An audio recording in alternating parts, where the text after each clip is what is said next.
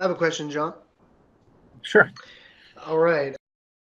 I've got a partial match domain name. It's very suitable. It fits. It makes sense. It's very brandable. It's not really purchased as like an SEO play, but a lot of the anchor text that points to specifically my homepage, when people mention me in articles, is partial match. And I was wondering if there's any sort of danger in that, or if I should take any sort of action to prevent that sort of, I guess, for lack of a better term, over optimization of the anchor text, even though I'm not really the one instigating it or controlling it. It's certainly, I guess it could look manipulative to Google. So I was just wondering if there's anything I should do, or if I should not worry about it, or what I should do. I don't see a problem with that either. I think that can happen, depending on how you have your website set up in the beginning. Maybe you choose a domain name like that. I think that's a reasonable strategy. I don't think it's always the best strategy to have it like that, because in a lot of cases, especially if you're in a competitive market, if your domain name is essentially a combination of your keywords, then it's going to be hard to even rank for your domain name, because if someone's searching for those keywords, then they'll be in this big competitive field where lots of other people are trying to rank for those keywords as well.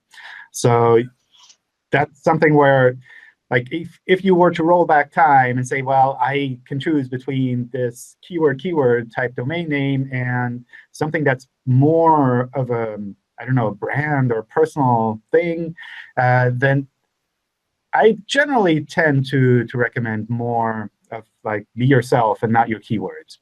That also makes it easier for you to expand over time, where if you say, well, this part of my business is going really well, I want to expand to something completely different or slightly different, then if your domain name is just those two keywords, it would be weird to suddenly add a different section of your website to those keywords, essentially. Right.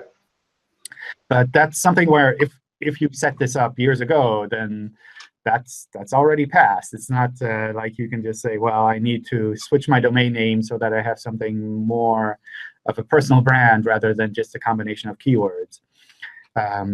So I guess it kind of depends on how far you are down the road there. Right, and I guess I'm talking more specifically about anchor text. If there's any danger in that. I hear what you're saying, though. Yeah. I mean, because if I'm not, yeah, if I'm not influencing them, if I'm not saying, hey, use this anchor text, but effectively, I guess, I'm just thinking, some black hat SEOs might say, well, look, John Mueller said, it's not a big deal, and then I'd be like, well, I don't know what to say about that.